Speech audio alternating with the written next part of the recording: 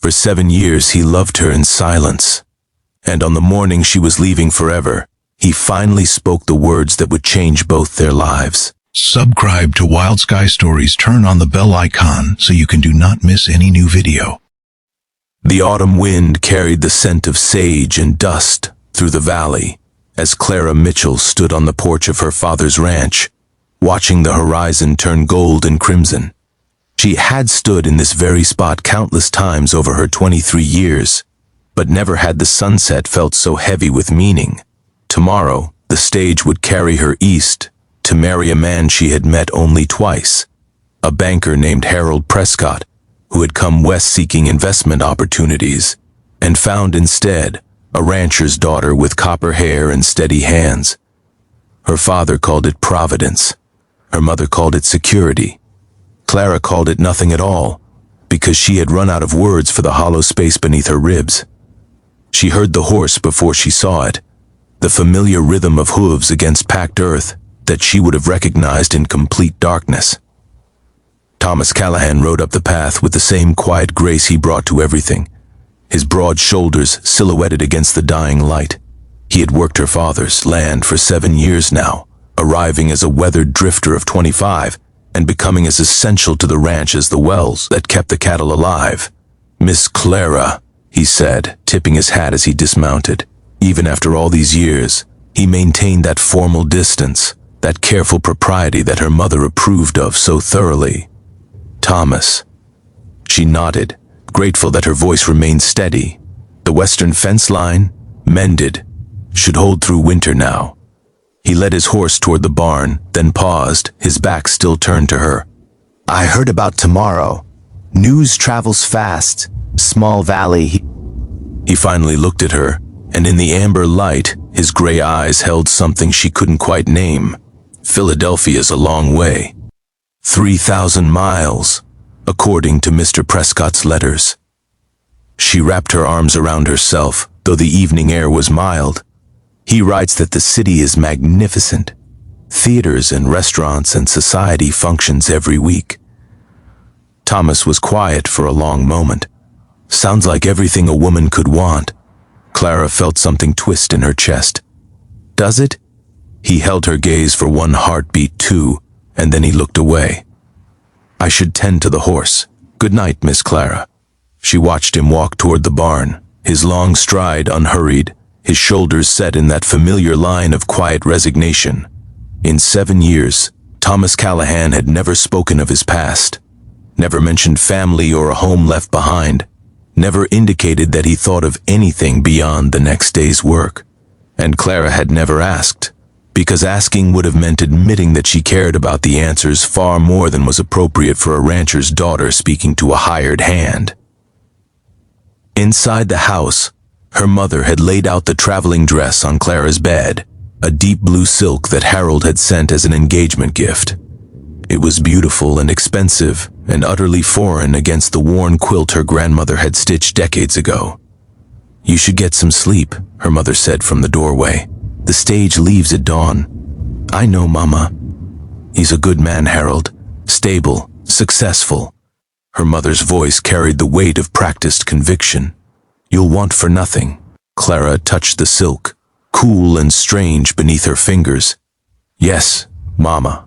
After her mother left, Clara sat by her window and watched the lamp burning in the small cabin where Thomas lived, the only light in the darkness beyond the main house. She thought about all the evenings she had watched that same light, wondering what he did in those quiet hours alone, whether he read or carved or simply sat with his thoughts. She thought about the morning 2 years ago when a rattlesnake had spooked her horse and thrown her into a ravine, how Thomas had climbed down after her with such careful urgency, how his hands had trembled when he checked her for broken bones.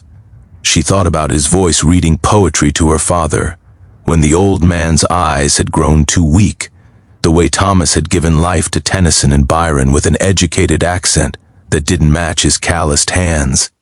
She thought about 100 small moments that she had collected like pressed flowers, hidden away in the private corners of her heart where no one else could see, and she wondered, not for the first time, what he might have said if circumstances were different, if she were not a rancher's daughter and he were not a hired man, if the rules of their world did not stand between them like a wall built from expectation and propriety.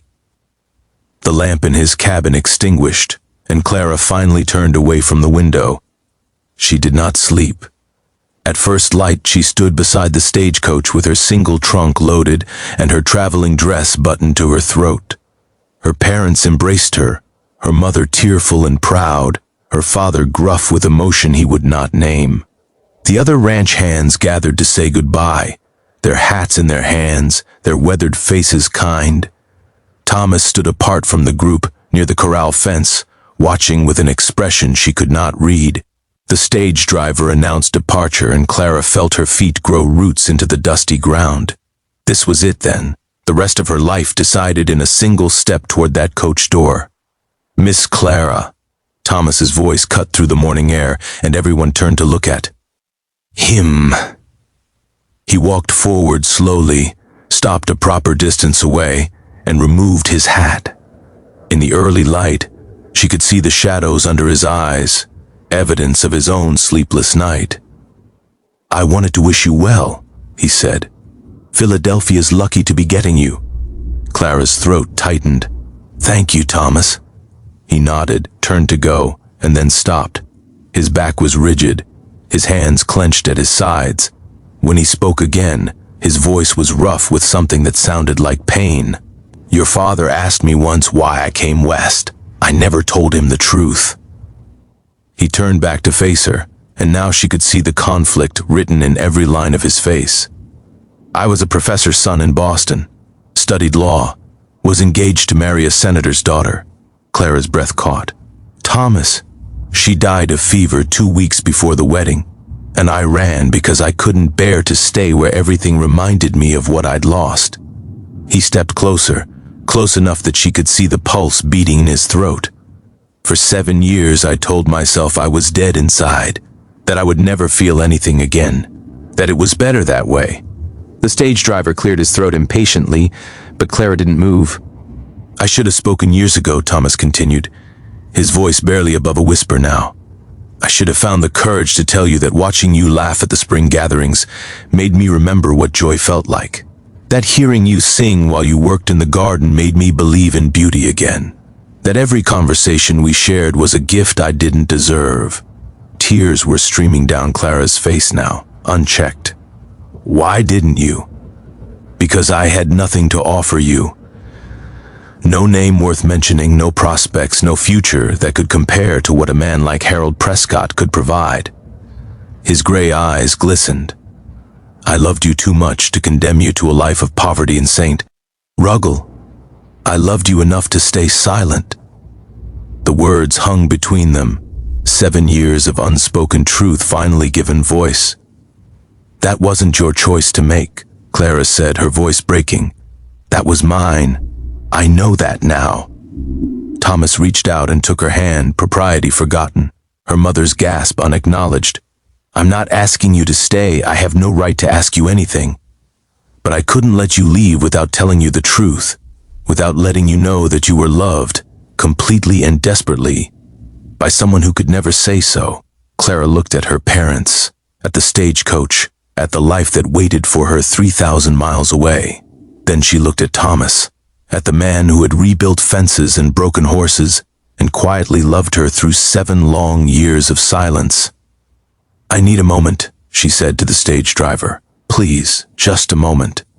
She walked with Thomas toward the corral, away from listening ears, their hands still intertwined.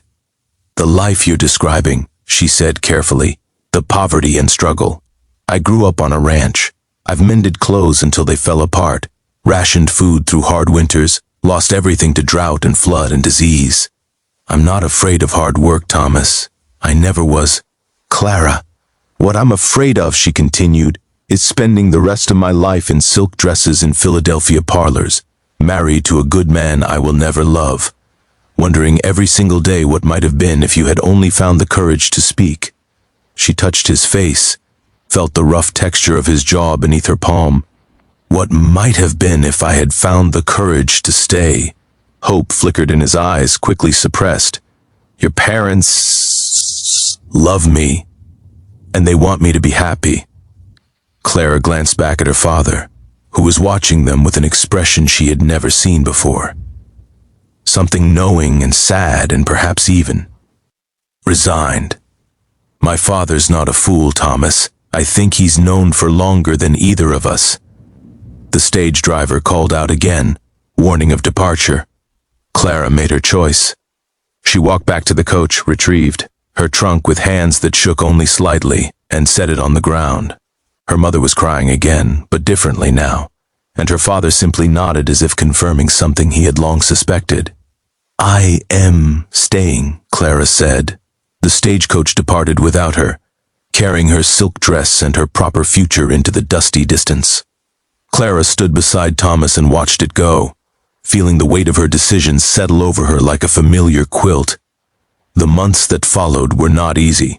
There were whispers in town, disapproving looks from neighbors who had expected better from Jacob Mitchell's daughter.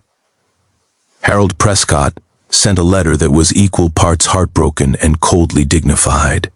Clara's mother wept for a week, before finally accepting what her heart had perhaps known all along. Thomas returned to his studies during the long winter evenings, his law books emerging from the bottom of his trunk, where they had been buried for 7 years. He began to remember who he had been before grief had hollowed him out, began to imagine who he might still become. They married in the spring of 1857, in the small church at the valley's edge, with wildflowers in Clara's hair and her father's blessing on their union. It was a simple ceremony, witnessed by ranch hands and neighbors who had gradually come to accept that love did not always follow the expected paths. The wedding night, Clara found Thomas standing on the porch of the cabin that was now their home, staring at the stars with the same intensity he brought to everything. "Do you regret it?" she asked, wrapping her arms around him from behind. "Telling me the truth?" He turned in her embrace, his gray eyes soft in the moonlight. "I regret every day that I didn't tell you sooner, every moment that I wasted on silence when I could have been building a life with you." "We have time now," Clara said, "all the time in the world." Thomas smiled, and she realized she had never seen him truly smile before, not like this, with his whole face illuminated by joy. "When I am an old man," he said, "and our grandchildren ask me about my greatest regret, I will tell them that I once almost let the woman I loved ride away on a stagecoach because I was too afraid to speak." He kissed her forehead, gentle and reverent. "And then I will tell them that the greatest blessing of my life was finding the courage, at the very last moment, to say what I should have said years before." Clara held him close and listened to the wind moving through the valley, carrying with it the promise of spring and the certainty that some silences, when finally broken, could reshape the world. The old cabin still stands in that valley, a monument to words spoken and unspoken, to love that nearly lost itself in the gap between what was felt and what was said. And sometimes, when the autumn sunset paints the sky in gold and crimson, the old-timers swear they can still hear Clara Mitchell singing in the garden, her voice carrying across the years like a promise kept at last.